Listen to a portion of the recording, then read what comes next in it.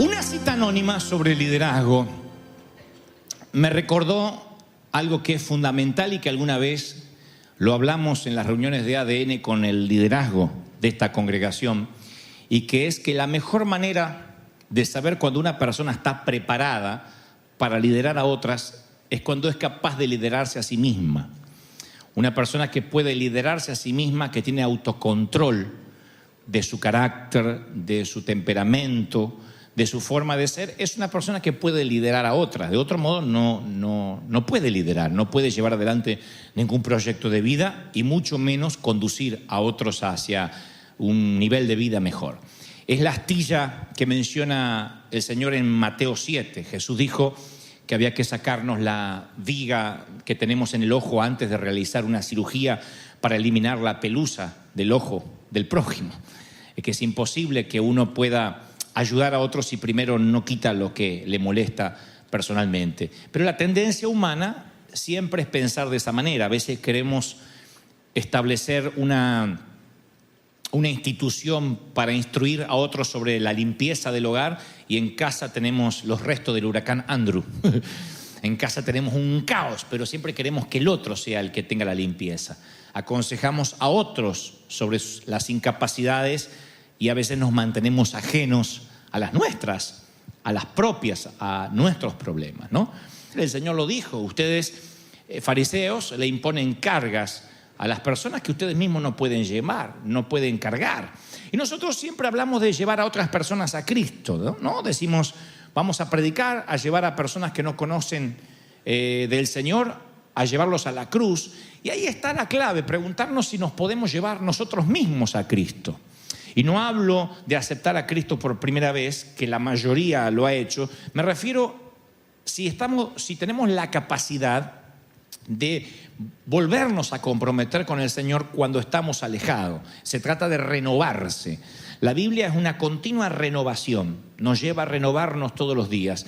Isaías 53:6 dice: todos andábamos perdidos como ovejas, cada uno seguía su propio camino, pero el Señor hizo recaer sobre él la iniquidad de todos nosotros, sobre Cristo, la iniquidad o el pecado de todos nosotros. Entonces yo veo, antes de construir lo que quiero decirle, quiero darle esta suerte de introducción. Cada vez que el Señor nos compara con ovejas, y lo he mencionado en otra ocasión, siempre me pregunté por qué se le ocurrió al Señor compararnos con las criaturas esas peludas que pululan las colinas de Judea. ¿Por qué no nos compara con ovejeros alemanes, por ejemplo? Bueno, aquí los estoy entrenando como leones, eso hubiese estado bien, o como tigres, o como panteras. Pero ¿por qué el Señor nos compara con ovejas? No es muy halagador, porque las ovejas son frágiles, vulnerables, son un tanto torpes. Nadie diga amén, pero si nos compara con ovejas, somos propensos a accidentarnos, a perdernos, a descarriarnos. Pero nos compara con ovejas porque es el único animal que sí o sí necesita un pastor. No hay ovejas salvajes, no hay ovejas que anden por la pradera de manera salvaje y puedan sobrevivir. Después todo el resto de los animales tienen su versión del salvajismo, tienen su versión no domesticada. Hasta un gato puede ser salvaje, un perro puede ser salvaje, pero no una oveja. Una oveja necesita un pastor. Por eso esa es la razón fundamental por la cual Él nos compara con ovejas, porque no podemos vivir solos estamos a la deriva, como un cometa sin cuerda, como una hoja en la tormenta. Y ahora, ¿por qué nos desviamos si somos ovejas? Bueno, yo tengo 3 causas comunes por las cuales nos desviamos y no nos renovamos, como les decía recién. Primero, no cuidamos como ovejas las fortalezas, o sea, lo que nos hace fuertes no lo solemos cuidar. Descuidar nuestras fortalezas puede convertirse a veces en nuestra mayor debilidad. Por ejemplo, una persona que tiene el don de la misericordia, el don de ayudar, si no lo cuida, puede sentir culpa por las cosas que no puede hacer, porque no puede ayudar a todo el mundo, y empieza a sentirse abrumado, y lo que fue al principio un regalo de Dios se transforma en una carga sin la ayuda de un pastor, sin la ayuda del Espíritu Santo. Tiene el deseo de ayudar, se ve impotente para ayudar y entonces vive preocupado, vive cargada o vive angustiado por todo lo que no puede hacer. Si Dios le da a alguien el don de sabiduría y esa es su fortaleza, Sin la ayuda del pastor, como cualquier oveja, se puede llenar de orgullo, porque todo lo sabe, porque él conoce todas las respuestas, o ella conoce todas las respuestas. Entonces es una oveja que sin la ayuda del pastor, el don de la sabiduría linda con el orgullo, con la pedantería, con la petulancia. ¿Estoy siendo claro lo que digo, sí o no? La segunda cosa que yo veo, por la cual nos descarriamos, además de descuidar lo que Dios nos da, las fortalezas, por alejarnos del pastor, es que cuando nos alejamos del pastor, perdemos la alegría, lo que yo llamo la alegría robada. David, cuando peca en el Salmo 51:12, él dice, entre otras cosas, devuélveme la alegría de la salvación y que un espíritu obediente me sostenga. No es casual lo que está diciendo el salmista. Yo quiero tener un espíritu obediente, pero necesito recuperar la alegría de la salvación. A veces el enemigo nos desvía del camino, nos quita del corral y al alejarnos del pastor nos quita la alegría. Cuando uno pierde la alegría, todo se hace cuesta arriba. La alegría no tiene que ver con la felicidad. La felicidad es de a ratito y viene por acontecimientos, pero también se va por acontecimientos. Viene con el nacimiento de un baby y se va con la muerte de un ser querido. Miren cómo la felicidad puede escurrirse de entre los dedos. Miren qué escurridiza es que llega. La felicidad no es el álbum de fotografías que conservas en tu casa. Esos son momentos. Entonces la alegría no tiene que ver con la felicidad. Tiene que ver con el gozo de servir al Señor. Decir, bueno, mira, no me fue bien en el matrimonio, no me fue bien con mis hijos, bueno, no tengo el trabajo que deseo, pero tengo la alegría, el privilegio que muchos no tienen, que los ángeles no pueden tener, de servir al Rey de Reyes, de servir al Señor de Señores. Eso me tiene que producir una alegría que compense la vida común o la vida rutinaria. Lo tercero es que al alejarnos de Dios o de nuestro pastor, no escuchamos su voz. Y la palabra dice en Juan 10:4, las ovejas lo siguen porque reconocen su voz. Mi pregunta esta mañana es, ¿reconoces la voz del pastor? Tú dices, es que no lo estoy escuchando. La pregunta no es si él está hablando, la pregunta es si estás escuchando. Lo diré otra vez, la pregunta no es si Dios está hablando o no. Nunca deja de transmitir las frecuencias, son como las frecuencias de radio. En este momento estamos con un montón de ondas televisivas y radiales que están cruzando esta arena. Tú dices, pero yo no escucho ninguna radio. No, porque no estás sintonizando ninguna de esas frecuencias y dejas de oír su voz. Entonces yo puedo ver tres cosas en esto de alejarse del pastor y por qué nos descarriamos y no nos renovamos. Y voy a repasarla. La primera es la que le dije recién. Bueno, además de perder la alegría, no reconocemos su voz y, entre otras cosas, no cuidamos los talentos que Dios nos dio. Entonces un día estamos alejados. Ahora, ¿me están siguiendo, sí o no? Déjame que te diga algunos tips que he aprendido. No sé mucho de ovejas, pero sé algo de la vida, porque he vivido, en mis 32 años de vida he vivido mucho. Y sé algo, no, ya voy para medio siglo, pero en mi medio siglo de vida yo he aprendido algunas cosas, porque en ese medio siglo he estado mínimamente unos 42 años en las cosas del Señor, desde chiquitito. Y entonces he aprendido muchos tips en esto de perderse y de ser encontrado. Porque a veces uno dice, sí, soy la oveja perdida, que me venga a buscar. Y el pastor es fiel para buscar, siempre. ¿Es fiel para buscar el Señor o no? Lo es. Pero ser encontrado requiere cierta cooperación de nuestra parte. Como les dije recién, envejecer es automático, madurar es opcional. Y para ser encontrado, la fe está vinculada siempre a la acción. Siempre que Dios nos busque, nosotros tenemos que querer ser encontrados. Yo acabo de darte 3 razones por las cuales quizás te sientas que no estás renovado. Este mensaje va para los que hoy dicen, ¿por qué me siento cansado en el alma? No hablo del cansancio físico que se recupera con 7 u 8 horas de sueño. Hablo del cansancio de la mente y el cansancio del espíritu y de la angustia del alma, esa que termina en un surmenage o en un estrés. Y nos volvemos unos amargados, unos torpes, unos petulantes. Por eso decía al inicio de este mensaje que la capacidad de liderar se ve cuando podemos autoliderarnos primero nosotros. Y seguiré diciéndole algunas cosas sobre esto de perderse y encontrarse. Si perder el gozo es un patrón constante, debes saber que el pastor utilizará la corrección. En la cultura de los pastores beduinos, si las ovejas se mantenían cerca de los pastores, los depredadores no podían atacar, porque están los pastores y le tienen miedo, sea el lobo, sea quien sea.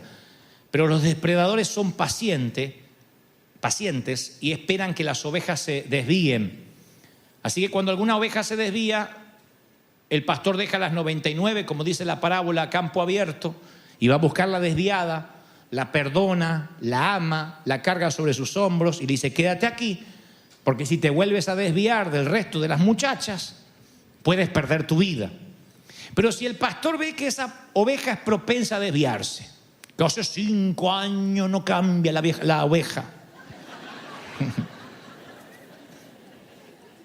4 años y hay que hablarle de lo mismo y de lo mismo y de lo mismo y de lo mismo, y todo lo toma personal y todo lo toma que es para en contra de él o en contra de ella. Hay gente que no cambia nunca. Así va cambiando, se va volviendo más viejo, más vieja, se va volviendo más intransigente, se va volviendo más... Y hay gente que va cambiando para mejor y otros que van cambiando para peor. O evolucionamos o involucionamos. Entonces, cuando el pastor ve que la oveja se desvía 1 y 2 y 3, si hay un depredador astuto escondido entre los arbustos, dice: ahí tengo una. Esta en cualquier momento se desvía, deja de escuchar la voz del pastor, no cuida sus talentos, en algún momento pierde la alegría y se desvía. Acá la tengo. Y ya prepara el aderezo para ver qué le va a poner picantito, porque va a almorzar oveja. ¿Qué hace el pastor? Antes que se almuercen a una de sus ovejas, dice la palabra, y aparte lo dicen los pastores beduinos, ante esta tendencia fatal que tiene la oveja, va y le dice: esta ya no se desvía una vez, se desvía 2, 3, 4, 5, es un deporte para ella. Entonces la agarra y hace ¡trac! Y le quiebra la pata.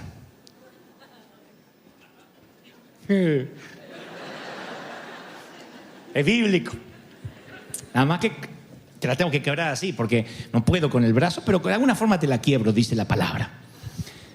¡Pac! Le quiebra la pata, le rompe la pata, comienza una lucha. El pastor metódicamente va a entablillar la pata rota, la envuelve en gasa y vuelve al rebaño cargando a la descarriada oveja sobre sus hombros. Esto lo dicen, cuando estuvimos en Israel nos contaban los guías. Así se sigue haciendo con las ovejas rebeldes. Pues yo le pregunté: ¿qué tal eso de la parábola que le quiebra la pata? No, es verdad, es la disciplina que tiene que usar el pastor con las ovejas. Le digo: ¿pero es un castigo? No, dice, es que al quebrarle la pata a una oveja y después la sana, porque el pastor no la deja hasta que la curación se complete, cuando la ovejita puede sostener su propio peso, en el proceso de sanación se produce una transformación en la mente de la oveja. La vieja tendencia, me desvío, va cambiando. Y si me desvío, me rompen otra pata. Su tendencia cambia y su tendencia es a mantenerse cerca del pastor. Después es la oveja que camina acá, íntimamente, es la más íntima. Es la que nunca más se despega del pastor. Ustedes dirán: es la que debería, ¿qué te pasa, loco? A ver si me la quebras de vuelta. No, se pega. Porque la oveja logra entender que le quebraron la pata a causa del amor, para que un depredador no se la almuerce. Lo entiende, una oveja, un animal, un cuadrúpedo lo entiende, un cuadrúpedo lo entiende. Ahora, en el momento de la lesión, estoy seguro que la oveja pensó algo distinto. En el momento que te están quebrando la pata, no está diciendo: ay, pastor, quiébremela. No está diciendo eso, se enoja, maldice, pero ahora menos se puede alejar del pastor porque es el único que la puede curar. Eso es lo que dice el Señor que hace. La fe es vivir anticipadamente lo que entenderemos después. La corrección es sinónimo de protección. Entonces, a veces, algunos de nosotros, Dios nos tiene que hacer ¡trac!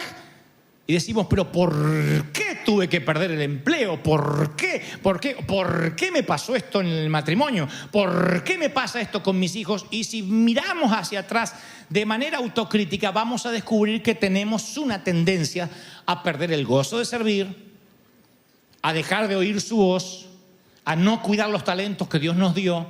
Entonces ya no somos la oveja que cada 10 años se descarría un poquito, sino que vive descarriada y cada 10 años se acerca un poquito. Cuando la tendencia es a la inversa de como debería ser, el pastor que te ama tanto te quiebra la patita, te trae en los hombros y por la montaña a buscarla fue, la encontró de novio con un inconverso, le quebró la pata, la trajo de vuelta y al redil volvió. Creo que cuando el Señor ve que hay una tendencia, ¡trac!, nos quiebra y nos trae de vuelta y nos pegamos íntimamente a Él.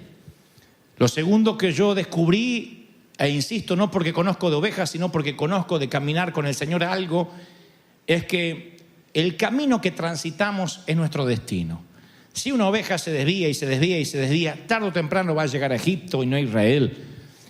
Si te estás desviando y todo el tiempo estás perdiendo el gozo, no te van a recordar como un buen padre. Te van a recordar como un padre que quiso tomar el camino correcto, pero que se equivocó.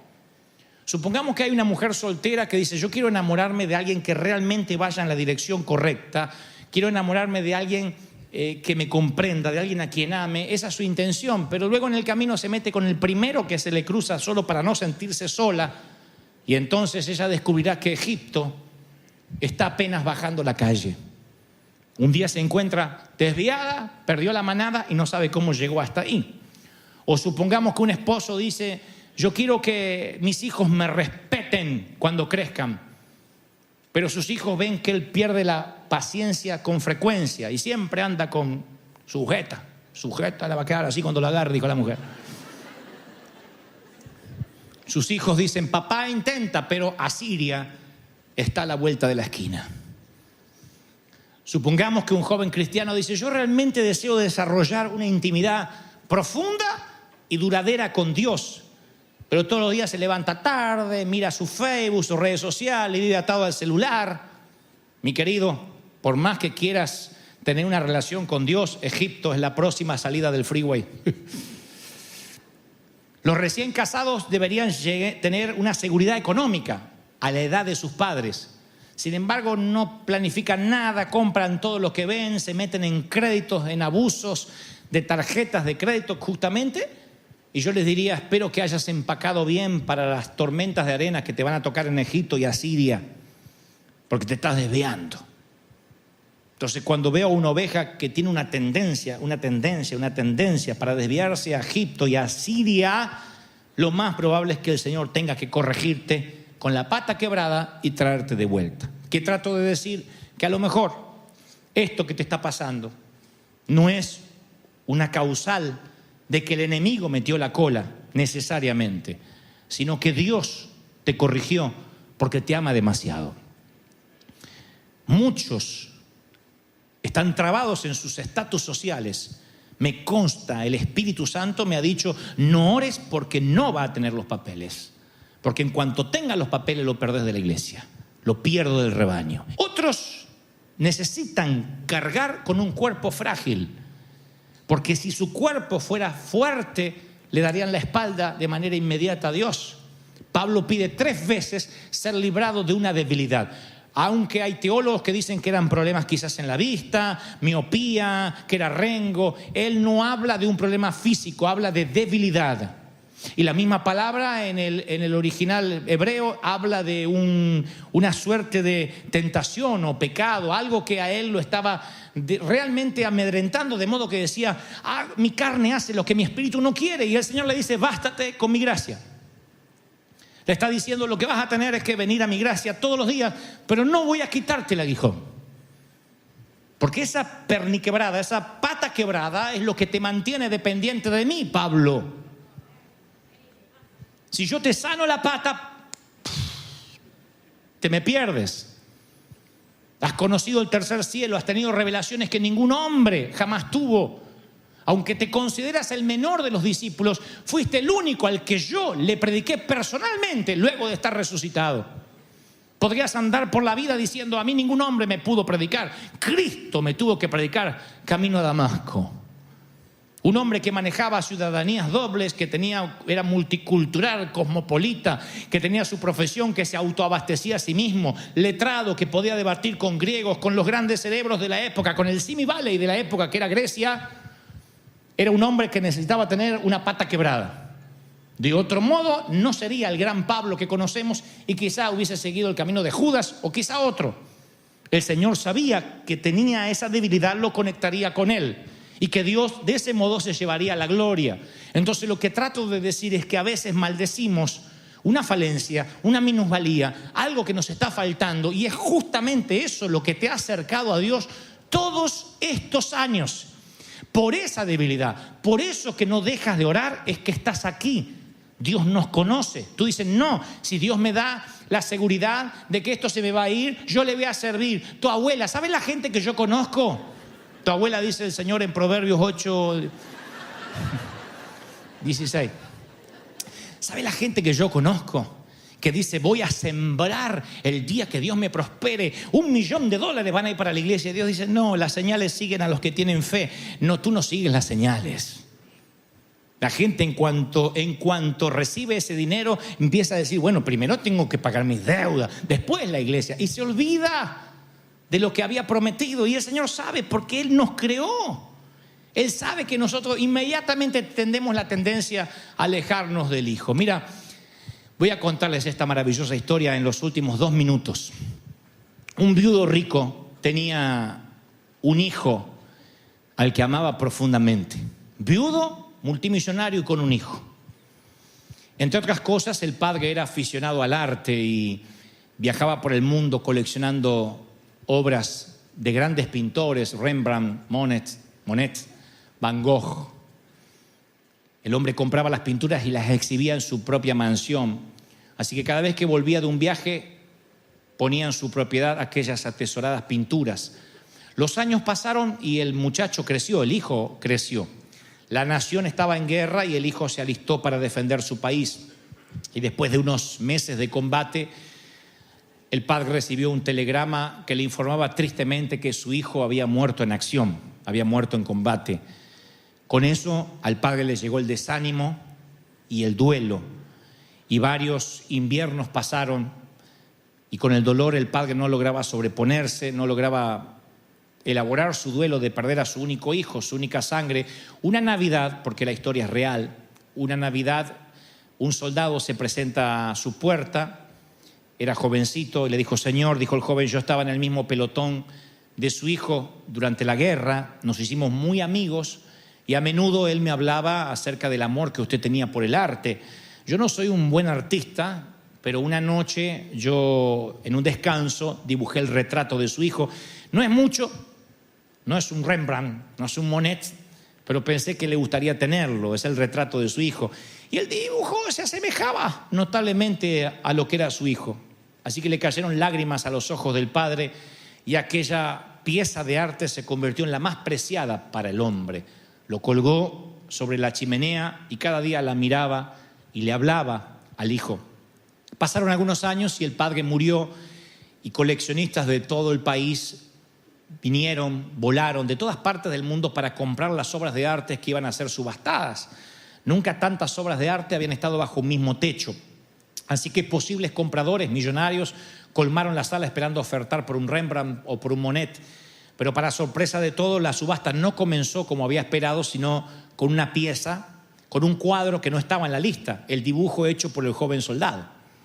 El subastador dijo, la subasta va a comenzar con el dibujo que hizo el soldado. Y para sorpresa de todos, que se enojaron, estaban desconcertados, los podías oír impacientes, enojados, diciendo, no viajamos de tan lejos para comprar el dibujo de un novato, por favor, salgamos de esta subasta ya. Y el subastador dijo, comienza la subasta con la foto, con el dibujo del soldado.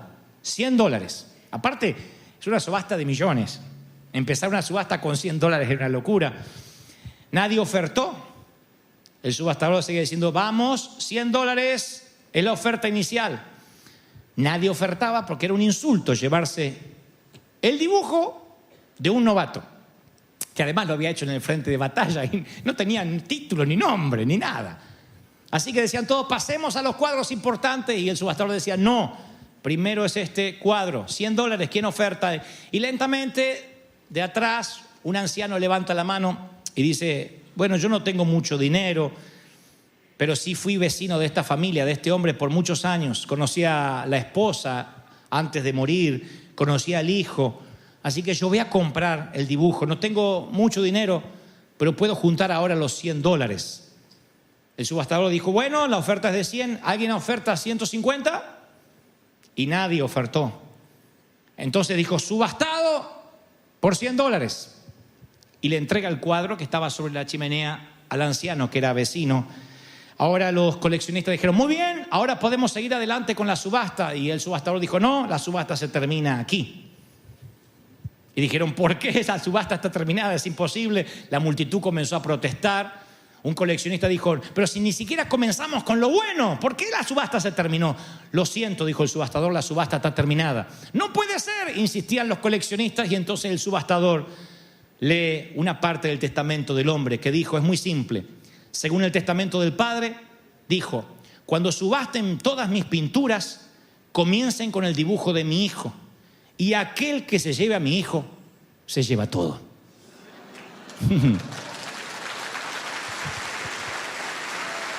¿Te llevas al hijo? ¿Te llevas al hijo? ¿Cuánto dice Señor? Ese es el Señor que quiero. Puro, sencillo, simple.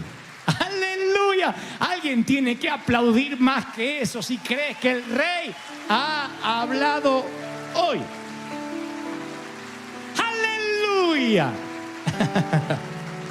Amo esa historia.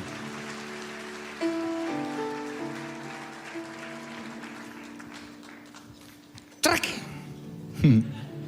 Y el Señor te dice esta mañana, ¿quieres regresar al redil?